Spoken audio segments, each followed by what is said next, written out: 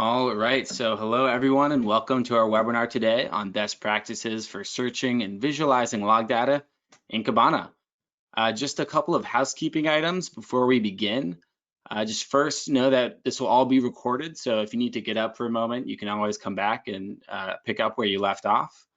And secondly, feel free to ask a question in the question box in the GoToWebinar platform. We'll leave some time at the end for Q&A. So now I'll turn it over to Zach. He's a sales engineer at Logz.io, and he's helped a ton of DevOps teams and engineers make the most of Kibana. So Zach, I'll let you take it away. Cool. Thanks, Charlie. First of all, Charlie, mind giving me a sound check? Can you hear me all right? Sure can. Cool. Awesome. Well, welcome everybody. Hope we're going to cover some really great ground in today's session. Like Charlie mentioned, my name's Zach Hamilton. I'm a solution engineer here at Logz.io. I've been here for about a year and I've worked with many teams trying to capture the most value out of Kibana in terms of all different scopes of its features. As you can see, my information is up here. While we invite you to ask any questions in this webinar live, and we can answer them at the end with some Q&A. Feel free to also jot down my email address and send me any questions, concerns, or just open up a thread of dialogue with me anytime after the session or during. Now, going forward, I want to jump right into it. So hopefully we can accomplish as much as possible with the available time today. For the topics that we're going to cover today, I'm going to first begin with getting help. While my goal here is to cover as much as possible and have everyone leave this webinar session with as much understanding of Kibana as possible, but I want to cover some resources that are available to you in the event that we don't hit all of the angles with the available time. Once we're done with that, we're going to lay the foundation about talking about logging for success. And that'll make a little bit more sense while we get into it and we lay the foundation there. The next thing we'll do is we'll cover Kibana search strategies. We'll cover some slideware in terms of its core concepts and some advanced concepts as well. And then we'll transition to some actual live examples using Logz.io as the platform and Logz.io's Kibana interface. Once we've done some with searching, we'll get right into visualizing data with Kibana. We'll do the exact same thing. We'll start with some slideware, introducing the concepts, and then we'll get into examples. Finally, at the end, time permitting, I'll give some actual examples that I've pre-made about things that I've actually seen customers try and capture using our platform, but generally speaking, using Kibana for both searching as well as visualizations. And then with any available time, we'll go over a Q&A at the end. So without further ado, let me get right into that. So like I mentioned, getting help. While my goal is ultimately to have you walk away from the session as a Kibana expert, feeling empowered to do anything with the platform itself, that's not always as feasible and achievable as I'd like it to be. So some things to be aware of are, first, chat. So everywhere in the Logz.io platform, on our front web page, in our documentation, as well as in the app itself, you'll see this icon. This is an intercon chat bubble. It's an easy way to access the team here and get answers to questions. Those questions could be related to sales, related to the platform, related to the technology, or truly to just get help from our team. At any given time, you can reach out to them. It's staffed 24/7 to get some help. The second is going to be this email. Now, help.logz.io is how tickets are created in our platform. So in the event that you're on today's session as an existing customer and unaware that you can create tickets for us to support you with, you can send emails to help.logz.io in order to get some additional help there. Finally, we have documentation for all of the platform features, as well as getting data into the platform and really how to be successful with Logz.io, available at docs.logz.io. Very self-service. You can come there anytime. If you're like me, I have it bookmarked since I go there quite frequently to use as reference, and it's always available. The next thing is going to be Logz.io Academy. So if the way you learn is by doing, and largely a webinar session is a presenter like myself talking at you and explaining concepts to you, if you want to sit back and just try and consume as much information as possible, but then the real way to set it in stone in your mind is to then do it yourself, you can use the Logz.io Academy. The Logz.io Academy is very self-based. There's quizzes, there's recordings, there's all different types of content that you can consume at your own pace in order to be successful as possible. Obviously, there's different learning styles, so if that's the way you want to do things, feel free to do that. It's always available. Now let's jump into our first real topic, logging for success. Like I stated, this will hopefully set the foundation for the concepts that we'll access in today's discussion. So logging for success. The first thing we need to talk about is data parsing. And in order to be successful with log data, be as successful as possible unlocking Kibana's features and functionalities, we need parsed data. Many people are familiar with the concept of what parsing is and what parsed data looks like, but I'm still going to introduce it nonetheless. So as you can see here, we have two examples. We have unparsed data and we have parsed data. Largely speaking, they contain the exact same values. You can see the timestamp, the logging level, as well as a message, and that's consistent within both. Many technologies are going to log their messages in the format of the unparsed data we can see here. But in order to unlock all of the features and functionalities that Kibana has to offer, so very performant and specific searching, as well as very, very granular and meaningful visualizations, we're going to need to take the first and turn it into the second. We're going to need unparsed data and turn that into parsed data that has a structured format like this, if not specifically just so we can index it into Elasticsearch, because Elasticsearch is a collection of JSON documents. So that goes to the next point. Why parse my data? Like I mentioned, parsing your data and having it broken down into specific structured components helps you unlock the features and functionality of Kibana. If you just have unformatted strings, like you see in the unparsed data example here, you won't be able to do the most specific searching that you'd want in order to capture things in Kibana, and you won't be able to get the most granularity that you'll need in order to create meaningful visualizations. So why parse my data? It's really to unlock the functionality of Kibana at the end of the day. Next, how do I do that? Well, the easiest way and the recommended is to log messages from various technologies, from custom applications, so on and so forth, directly into JSON format. This makes since it's a structured notation to begin with, this means it can be automatically parsed by Logz.io. Also, the fact that it's a structured notation means that changing the way it looks in terms of how you're logging messages can be dynamic. You don't have to inform Logz.io or any instance of ELK that you've made changes to the structure of your logs for that platform to be able to ingest them and use all those features. So the best thing to do is, in terms of how, is to just log it from the source in JSON. That's not always accessible. Many people are consuming logs from technologies that have pre-built logging. Let's use Apache Tomcat. Much of all of the data that we'll be looking at today is going to be Apache Tomcat access logs. So in the event that you have something like that, which is going to log just strings of messages, how do you do it there? Well, Logz.io has out-of-the-box supported log types. Since any installation of Apache Tomcat, for the most part, to a degree of certainty, is going to log their messages the same exact way, we can support automatic parsing out-of-box of things like that.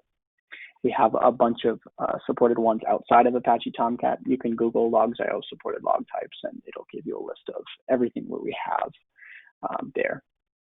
In the event that you don't fall into either of the first two categories, what do you do? Well, we have parsing as a service. Specifically with Logz.io, you can use the support chat that we discussed earlier in getting help in order to create a parsing request. You say, hi, I've got a custom application log, a log source that is seen nowhere else in the world, and I want it to be parsed. Since not everyone is a parsing expert, not everyone knows how to grok, so on and so forth, you can rely on our expertise in order to take your unstructured data and turn it into structured data that allows you to unlock the functionality of Kibana. So that parsing as a service is a way you can do that. Now let's get into the concepts of what we can do once our data is parsed. So everything that we'll now discuss for virtually the entirety of the rest of the session, we'll be assuming that you've taken the data that you've sent to Kibana and you've formatted it well, it's all parsed, and it's unlocked all of the features that you can if you have parsed data. So we're going to get into some core and advanced searching techniques. So to begin, Kibana search types. There are 3 core Kibana search types. They're free text, field level, as well as filter. Many people are already aware of these, but we're going to talk about them and reintroduce them, and then talk some gotchas and specifics about using them and advantages. To begin with free text, the key advantage of free text searching is to capture a very wide variety of search results. If you don't know where to get started when searching for errors, why not use a free text search? Just search the word error. You'll capture the ability to search on all fields in all documents and be able to find any occurrence of that word. Now, you sacrifice some performance because of the nature of what it's doing, and it's being not very structured in its approach to finding the results itself. Since you don't know what you're looking for, it's going to take a little bit of time. For an example, you could search the term "the quick brown fox jumps over the lazy dog," and you'll get a lot of variable results back, but some of them will capture what you're looking for, and you can drill into that. We'll give some more examples of free text searching and how that works in the example section. The next is going to be field level. So if you know exactly what field that you're looking for a particular value on, you can actually specify the field and the value or values that you want to search for or to find a match in. The advantage of this is it's much more performant, and you can get much more granular in terms of starting with everything and honing into exactly what you want to see. This brings us then to the final one, which is filter-based searching. It's very similar in the results that you can capture to field level searching, but it has some gotchas and it has a different interface and approach to how you do it. We'll cover some of those in examples, and I'll make sure that everyone is aware of the key gotchas or my approach or best practice to using each in conjunction, because they work very well to complement each other. Hey, Zach, Moving it's on. Charlie. We're getting we're getting some feedback that it's a bit hard to hear. If you could just maybe, by speaking a tad bit slower, it might help. Oh, my apologies, everyone. Thank you for the feedback. Yeah. If at any time it's difficult to hear me, please post it so we can be aware of it. As we all know, working from home and in these times, this day and age, sometimes, at-home Wi-Fi doesn't work or things like that. So please, feedback is very helpful. I can pause, we can make sure everything works. Am I a little bit louder now? Can everyone hear me? That's a little better from my end, Zach. Thanks. Cool. I'll try and speak more slowly, and I'll try and speak into my microphone a little bit more directly. Cool. Alrighty. So advanced Kibana search types. The first advanced approach to searching that I'd introduce is the concept of wildcards and fuzziness. Now, typically speaking, more people are familiar with the concept of wildcarding than fuzziness. I'm going to introduce both of them nonetheless so we can all be on the same page. Now, wildcarding is the ability to create some type of variance in a specific part of the search term that you're searching for itself. As you can see here, if you use a question mark, you can make a variable a single character in your search term. You don't care what that character exists, like we can see in the example between I and K. The second is using a star, and this is going to allow you to variable many characters. As you can see, if we were still using the example of the quick brown fox jumps over the lazy dog, if it was the quick brown fox jumps over the very motivated dog, this example search above would still match because the star will match anything that comes after fox. Next, there's going to be fuzziness. Now, fuzziness, while in my experience I haven't seen it be used as often, the best way to use fuzziness, or the best use case I've seen for using fuzziness, is capturing things like spelling mistakes, as you can see between production and producation. The syntax you see here is, if you wrap a search term in quotes, use the tilde operator followed by a number. What you're essentially doing is you're taking the search term and you're using the number to specify a distance that you can vary in terms of the original search term to matches. So in the case you can see between the search term production and the match production, we're basically defining a tolerance of 2 characters being different from the original search term in our matches. So that's the fuzziness one. The next is proximity. Now, the syntax, as you can see, is quite similar to the fuzziness search itself, but a little bit different. What we can see and how it's different is the fact that it takes 2 search terms in quotes and then uses the same syntax, the tilde operator followed by a number. Essentially what we're doing is we're saying, I want to take search term 1, search term 2, and identify a distance between those 2 terms in which I'm using as tolerance in order to get matches back. So essentially what we can do is, as long as lazy and fox as individual terms are within 5 terms away from each other, it will match on log documents where that is the case. Once again, don't typically see this being used as often as other search types, like wildcarding is more typical than fuzziness or proximity, but it's still something to be aware of that can be done. Next, we have ranges. So ranges are what I see as much more useful and much more typically used as an advanced term concept.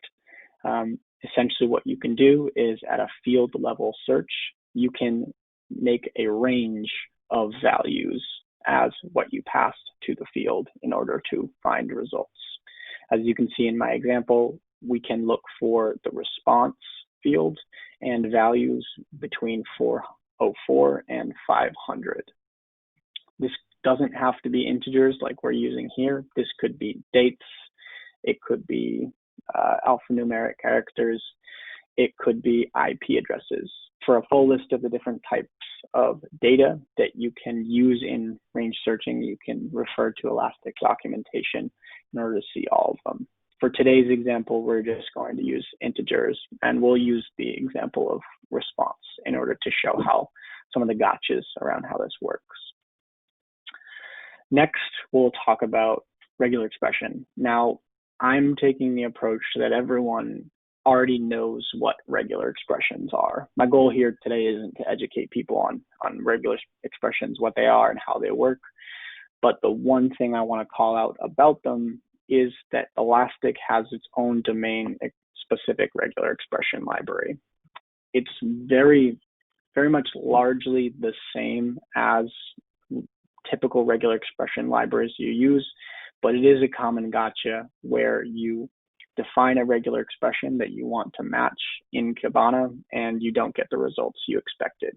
You might see that you using an online editor like regular regex 101, it does provide a match on that, and you're wondering why Kibana doesn't. That's a good instance to refer to the Elastic documentation and make sure that the regex components you're using are the same in their domain-specific regular expression library. We'll show some examples of how we use this. But the one thing I will call out is, typically speaking, if you're running into the issue of using regular expressions and not finding matches, I've seen that happen before, and it typically represents a case where you're trying to match something very, very complex, and the real solution, or the more permanent solution, is to talk to support and to parse that data better. So usually a signal that your data could be structured a little bit better to capture what you want is if you're using very complex regular expressions in order to capture certain search terms. Next. So now we'll jump into some of the examples. I know the long awaited, and we'll go right into the platform in order to talk about this. Give me a second to pull it up. Get sure everything's going.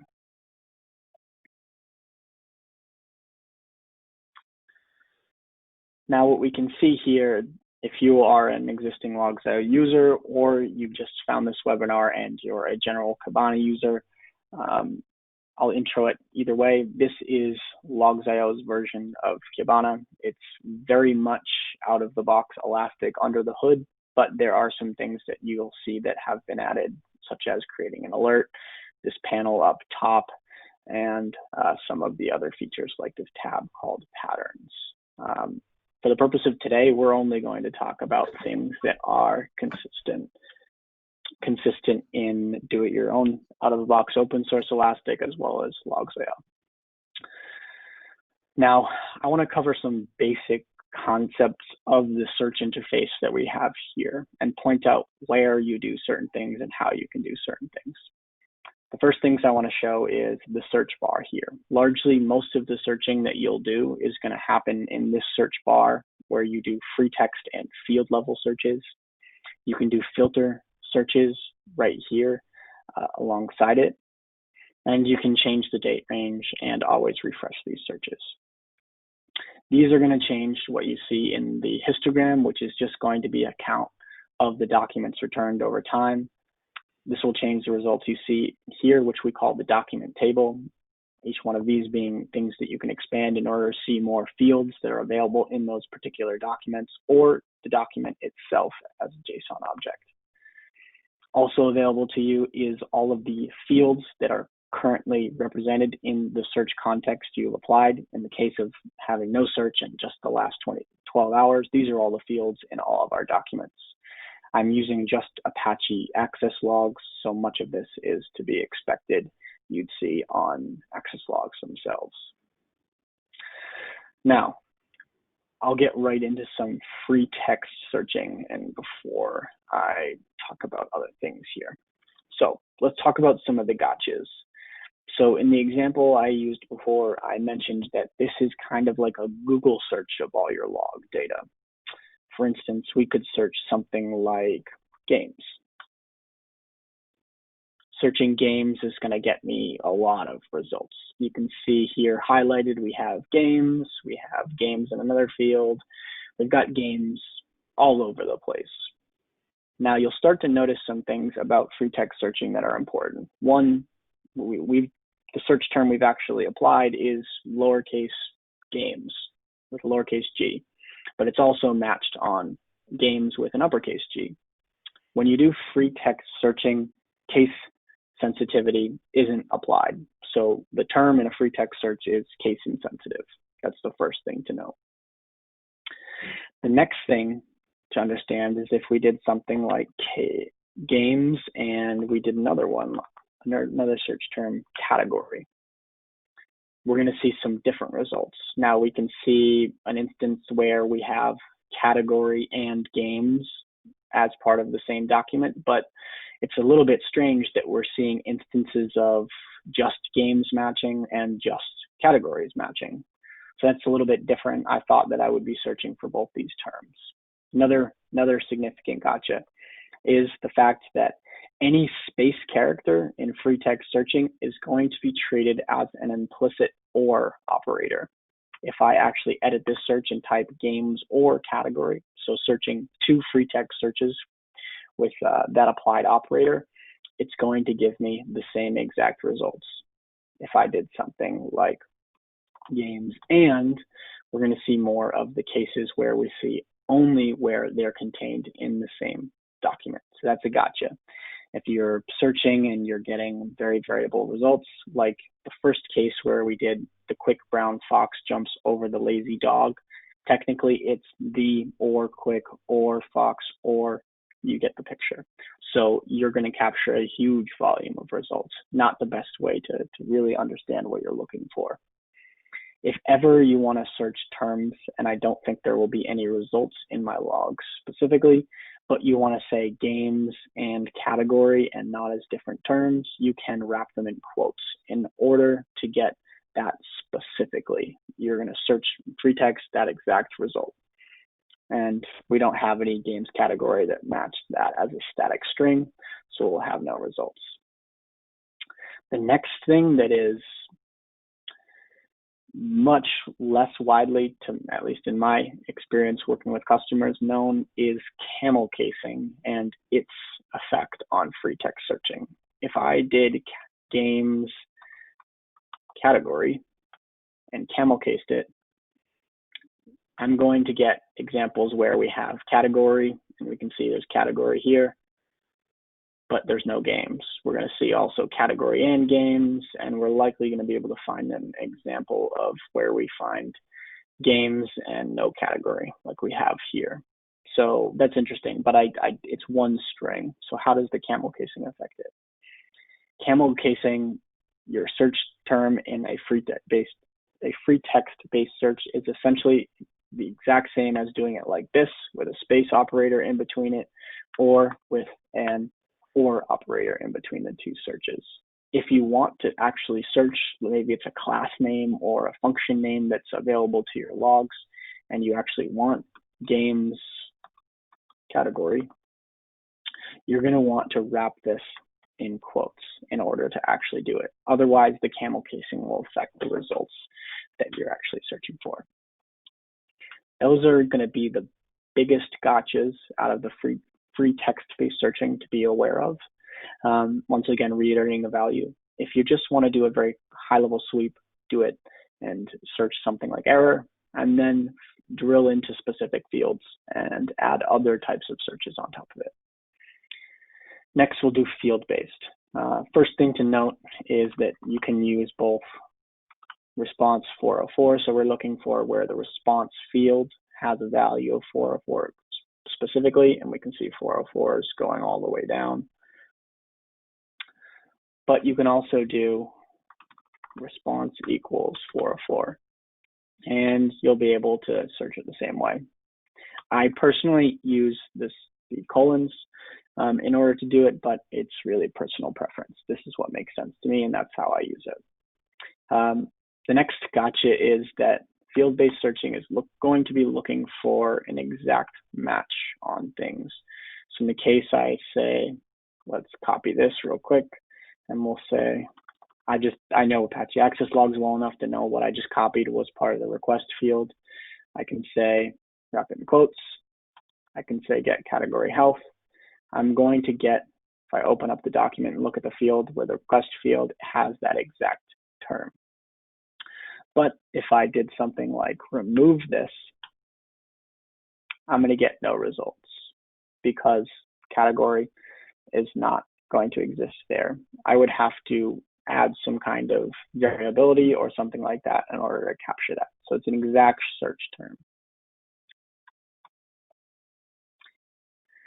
The next thing I want to talk about is analyzed fields and tokenization, because this can have some people run into some snags sometimes when searching with field-based searches or something like that. The example I want to use, I'm going to pull up from my clipboard really quickly here on my other screen. Give me a second. Plug it in here. We're going to search the message field for this specifically. So if I searched the message field only for the occurrence of that, that means it's not going to search on the request field where this is actually coming from or being parsed into itself. Now we can notice that there's it's a little funky. We searched an exact string that had some special characters like the equal sign, the forward slashes as well. but they're not matched in the yellow highlighting. What is that? Why is that happening? The message field in Logz.io specifically, and you can have different fields if you're doing Elasticsearch and Kibana yourself, is considered to be an analyzed field. That means it's tokenized. So fundamentally speaking, while you can see it visually in the message field here, the actual terms on the back end, what we're actually searching is category, comma, electronics, comma, from, comma, 20. The tokenization is using these as a separator to denote different tokens in the overall string. And that's why it's not being captured. To show what I mean by this, if I search that on a non-analyzed field, like request field, we'll see that we'll get the exact match. It's highlighted to actually be searching for the forward slashes, and that is actually important to what we're doing here. Now we can see that if I got rid of something like this and I searched it, once again, we're only looking for exact matches. So there's going to be no instance of request having that. But the message field being an analyzed field is a little bit less specific. So I could change that to the message field here and then research it, and it won't care. We say 20 again. Refresh my search. Maybe I typed this wrong. Nonetheless, we'll go there. I guess I'll copy it from my clipboard again, paste it in here for spelling issues.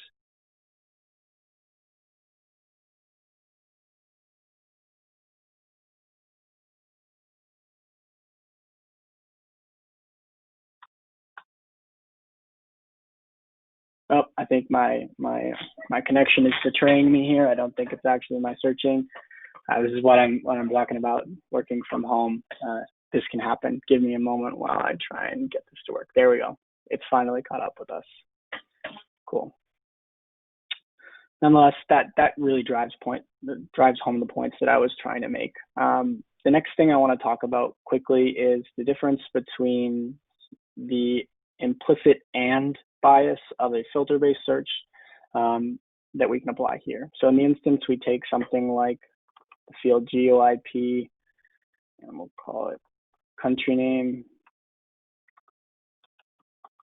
Country name is one of, and we'll select the values of, let's say, France, Germany, and Italy. So where the geography of the request is one of these in this list, return our results. We can see that. Now, we could also provide this search. I could temporarily disable this, and I could say geoip.country name is, and then I could provide multiple terms, saying Italy or Germany or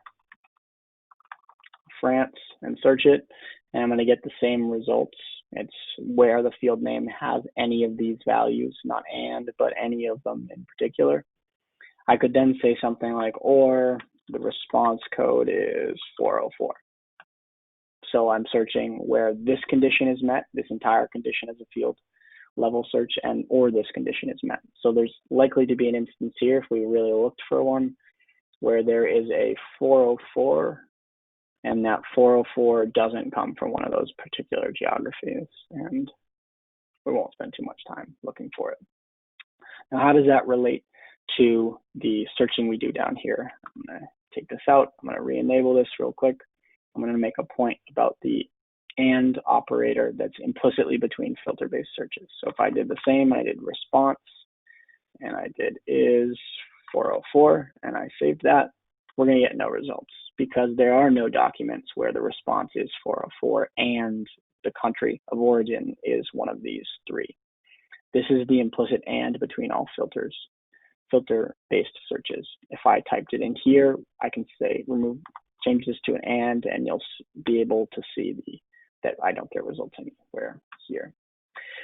To give my typical uses for the two and how I use them in conjunction as a best practice, things when I'm slicing and dicing my logs, let's say I want to search a particular static feature that I want to do all kinds of different searching and investigation on top of it, I usually add it as a filter-based search. So let's say GeoIP, again, I want to search everything in the US. And I know that I'm going to be applying a bunch of searches on top of everything in the US.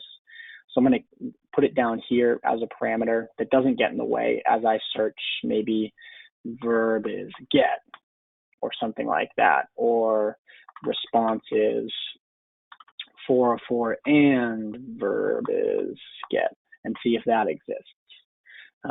This doesn't change. I can move this, delete, and I'm still searching my subset. That's how I typically use them in conjunction. It helps creating slices of logs. It also works really well when you create saved searches from them. It just simplifies things overall. Now, I want to give some quick examples of proximity, range, and regex before I jump into visualizations. I want to make sure we have enough time to talk about those concepts, and I will do that really quickly. So for proximity, let's say I want to do search electronics, and I'm going to say proximity of those two terms is 1. You can see here that we have 2 terms and they're within 1 of each other. There's 1 search term. I believe C is the search term itself. So that will match. But if I want to say and open that up and say they can be up to 2 terms apart, you can see instances where we have search, we have C, and we have software. So software and C are 2 terms between those 2 messages, and it's able to connect. The same instance with health and C and books. That's how proximity works at a high level. Next, range-based searching is really easy. Usually people become experts in it almost instantaneously. We can do things like say where our errors are 404 to 599. So all of our internal and client errors. We can search these and we're going to get all of those. Something people are a little less aware of is actually that you can use curly brackets themselves. Using the square brackets is in identifying that you care. You're basically the inequality expression you're applying is where it is less than or equal to or greater than or equal to. So in the case, we're saying 404, so less than or equal to 404 up to it. If you wanted to do less than, you could provide a curly bracket. I'll show you this. Now, since we're doing greater than 404 and less than or equal to 599, we're only going to get 500 level errors because all of our 400 level errors are 404s, and we're saying we're greater than 404. So we need greater than or equal to 404 with a square bracket in order to have any 400 level errors. The same can work at the top bound. If I said up to 404 to 505 and I used a curly brace here, we're going to get no more 500 level errors because it's saying less than 500, not less than or equal to 500 with a square bracket. Other than that, that's really all you need to know about the braces themselves. Now, finally, I'm just going to give an example of a regular expression I created in here. This, if you're good at regex, I am not. This is a pretty simple expression, even though it looks kind of chatty.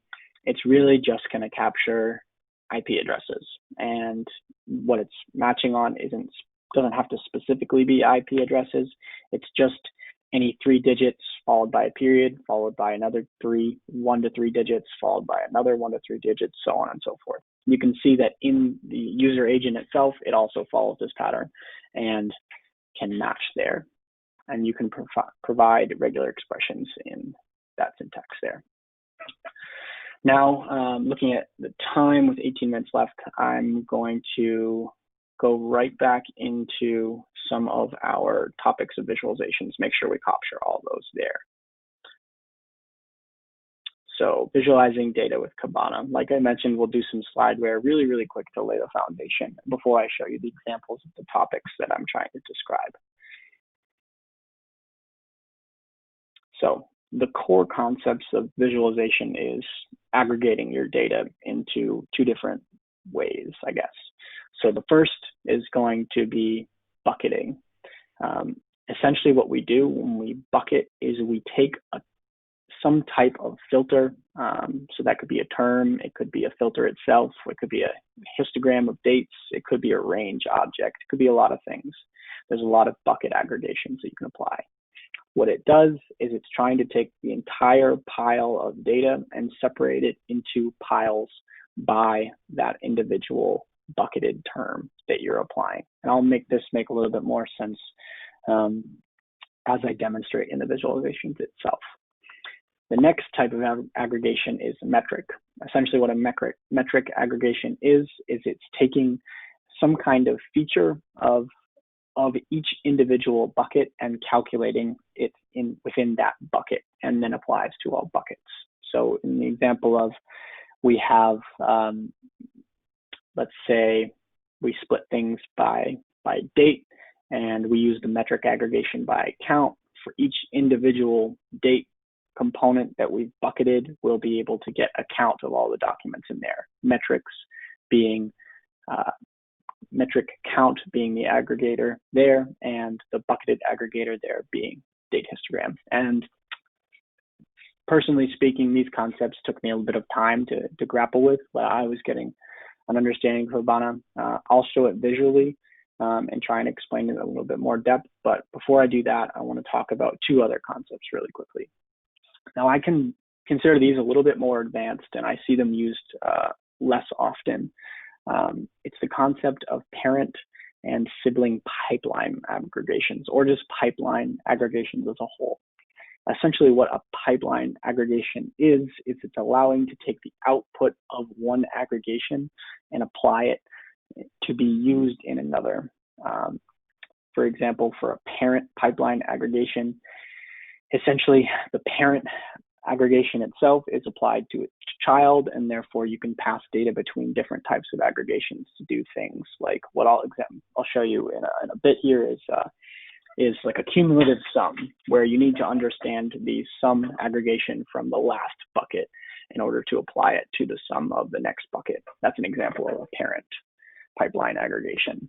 The next is going to be a sibling pipeline aggregation, and this is how the aggregation applied within each bucket can be used to calculate aggregation across all of them. So you could do the max bucket aggregation, which is a sibling pipeline aggregation, essentially saying we're going to use a specific metric aggregation to calculate something per bucket, and then we're going to use a sibling pipeline aggregation in order to pipe all of those sums into another aggregation, which is going to then take the max and tell us what is the max across the sums of all of our individual sibling buckets. And I think these concepts are way easier to understand in practice. So we're going to transition now, and I'll actually show you what those look like. So we're going to go to some examples of basic visualizations. Now, most of us on the call hopefully this isn't your first time in Kibana, but if it is, I'll show you where you access the visualizations themselves. If you click on this tab here, you'll be able to visualize the data. There will also be dashboards, but we'll get to that in a few minutes. So when you create a new visualization, you just need to choose its type. So you can see here the types. For my simple examples, I'm going to use vertical bar. And then you want to choose a data set. You can take and use saved searches, which is a best practice. Using saved searches will make visualizations more performant because you're not using all of the data in your index, using a saved subset of that data. For today's example, we're just going to use all of it, and I'm going to select it. It will bring you to this interface. Now you can see here we have metrics as well as buckets. So here is where we define our metric aggregations, and here is where we define our bucket aggregations. Anytime you make changes, you can apply them here, clicking the play button, and it will show you the results here.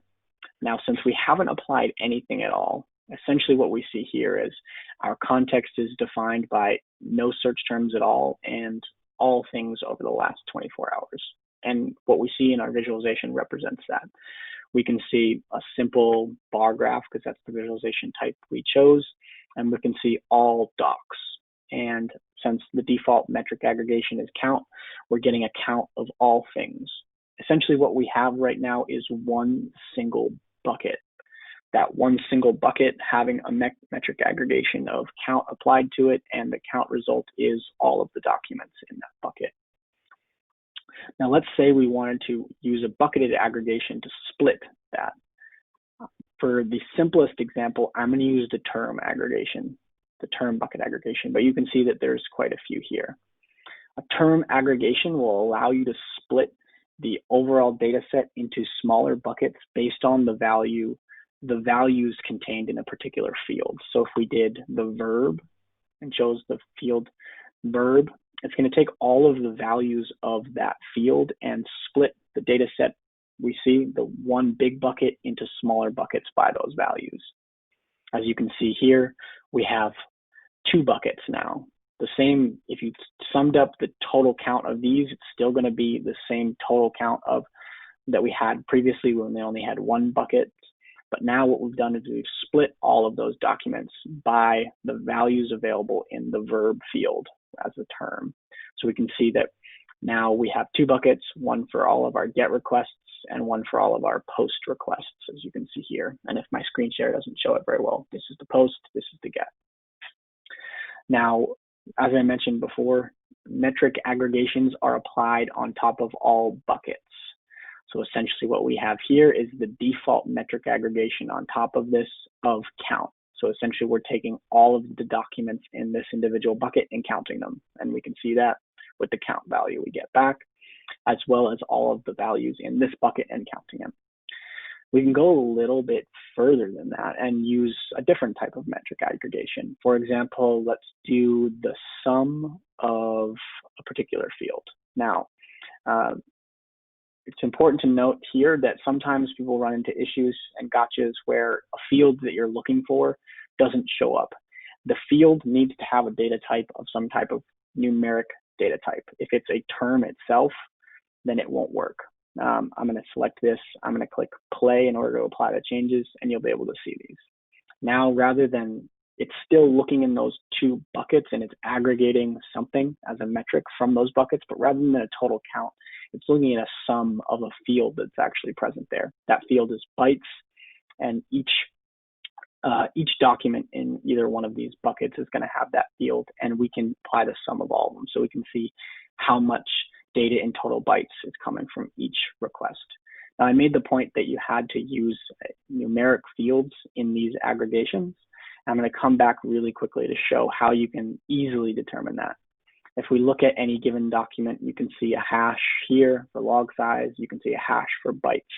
The hash denotes a numeric field where a T denotes a term. If you're trying to find a particular field that you want to run a metric aggregation on and it's not coming up in the list of available fields here, check to see if it's a term or not. It's likely a term and omitted from this list because you can't do a numeric aggregation on a qualitative measure. All right, getting into some of the more complicated ones. Let's talk about,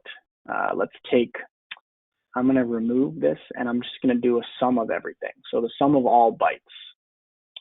And we'll wait for a second. And the sum of all bytes we see in the last 12 hours is 18.514 megabytes.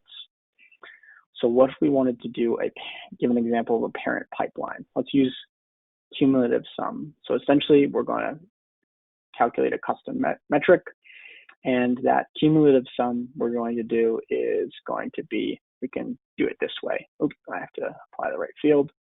Forgot to do that. And then we're going to do bytes here.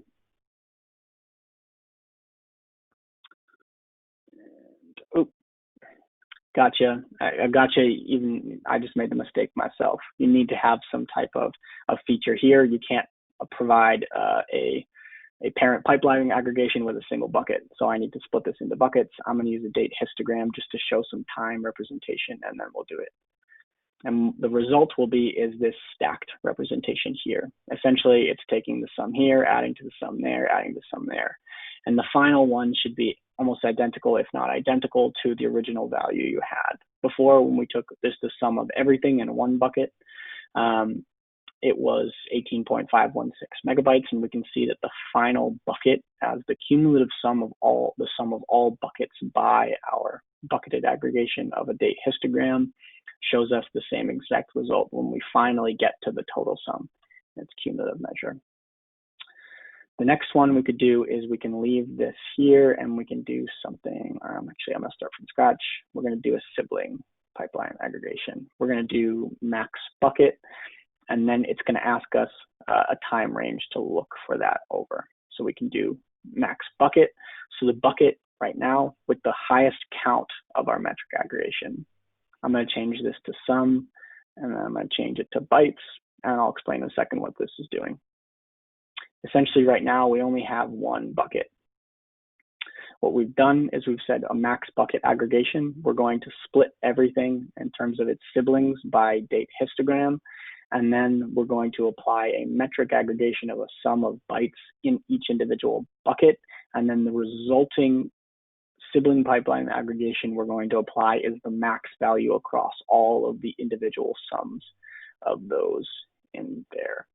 That's a little bit of a confusing concept, but once again, we don't actually see people using it that often. It's more of an advanced concept. Now, I've done a lot of this very, very quickly, and looking at time, it looks like we have about 6 minutes left. Rather than get into some specific examples, I want to save as much time as possible for Q&A at the end here. I'm going to skip over and just go right into a dashboard that I created. But before that, I want to explain how you create dashboards. So let's say that what we had done before, I'm going to change its value back really quickly. I'm going to change this to a parent cumulative sum. It's going to be the sum of bytes, and that's going to be computed across this date histogram so we can get this thing.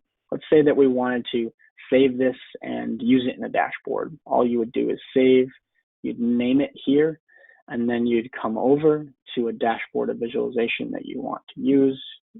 So I have some examples here, and then you'd be able to add it as any one of these. So I didn't actually save it, but you can see if I selected one of these are pre-made dashboards and visualizations, and I could create a dashboard really quick by just clicking a bunch of these, and it will all show up, and you can see how we build them there. Now, an example that I created for this was going to be this dashboard, exemplifying that when you're trying to capture something with well-parsed data, you often want to just create a simple, easier to consume visualization.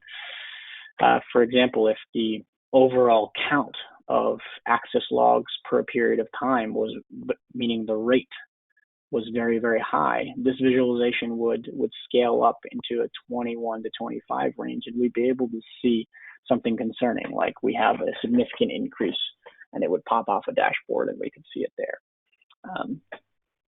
If there was a very rapid change in the errors 400 or 500 level, we'd be able to see it. If there's a significant representation of geography, like we can see here in the central US, most of our requests are coming from one location. That's a little bit interesting. We could also see if there's anything by country, so we can use a tag cloud, as you can see here, in order to pop out any terms that jump out like that. We could do a simple sum as a metric, like here, in order to see just total bytes served over our period of time, which is 24 hours. And then we could break it down by some different features, like, let's see, the request to the distribution of the different browser types or user agent types that we have. So we can do a lot of cool things.